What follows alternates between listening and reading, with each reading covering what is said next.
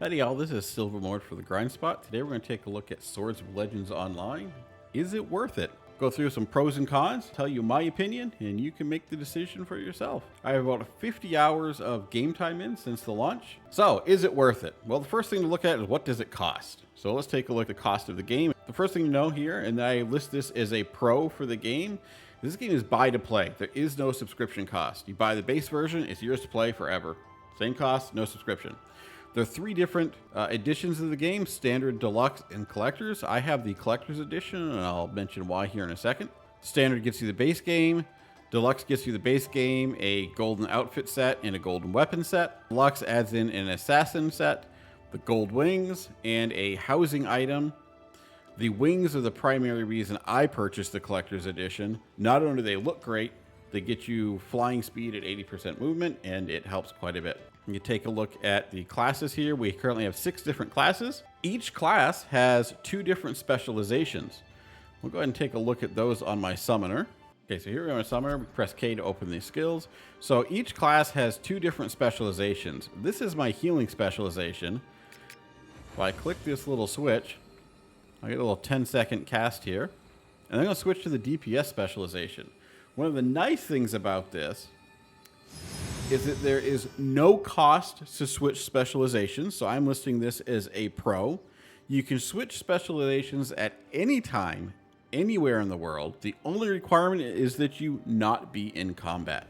All right, let's talk about the combat briefly for a second. So the combat is a tab action hybrid. Pressing the control key will switch you in and out of tab targeting in action combat. Note for healers out there, healing does not work in the action combat mode. It requires tab targeting, so you won't have that option when you're healing.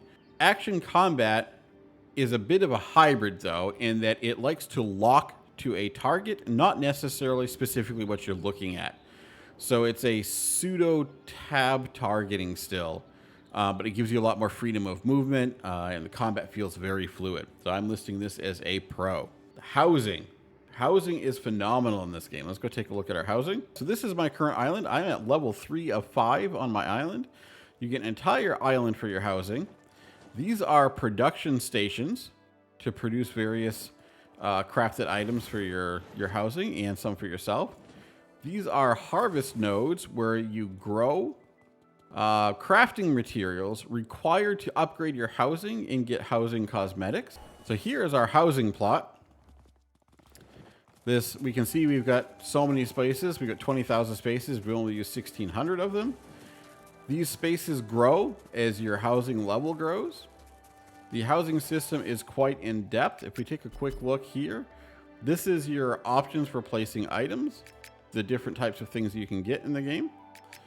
All right, and there are recipes for all of these. There's also some of these in the cash shop. We'll talk about the cash shop in a minute. But for those of you who played Final Fantasy XIV, this works very similar to that game. We talked about this being a buy to play. Usually with buy to play, there's also a cash shop. This is no exception. However, the cash shop in Swords of Legends Online is entirely cosmetic. There is no pay to win in this game at all. I have dipped into the cosmetic shop a little bit, and I am pink head to toe. I list the cosmetic shop as a big pro.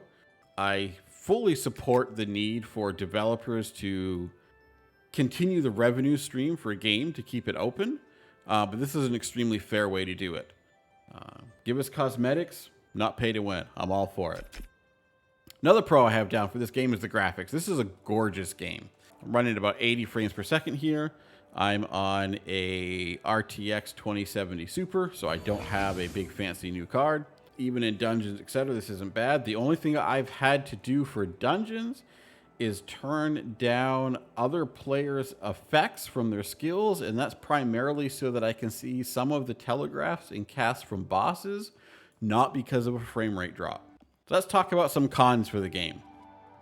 So this game was originally released in China. It has a Chinese developer, a Chinese producer.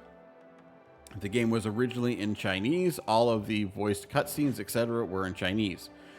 So this introduces translation problems. Some of the translations leave a fair bit to be desired. They're not clear as to what you're attempting to do with the current translated text. We also run into problems in cutscenes where there wasn't enough length of time between the Chinese vocals and the English vocals, so the English vocals will get cut out of the cutscene. They'll get chopped off when the scene changes. They have been working to improve those.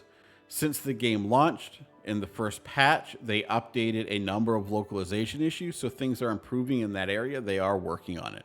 So while I list this as a con right now, I see this as being something that will improve. So the second con, and this is going to be a doozy for some of the folks out there, so let's talk about the dungeons.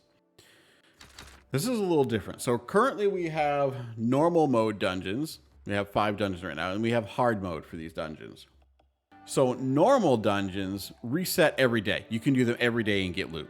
So you can go all 5 of these and you'll get loot every single run of these once a day. Note I said once a day. If you rerun a dungeon in that same day on the normals, you will not get loot the second time through. You can get credit for quest completions, but you will not get it. Hard mode, it takes it a step worse. So hard mode dungeons, this is to me where the game actually starts showing some difficulty. This is where it starts getting fun. However, those who have been paying attention will notice on here, this says Thursday update on the hard mode. Hard mode dungeons reset once a week.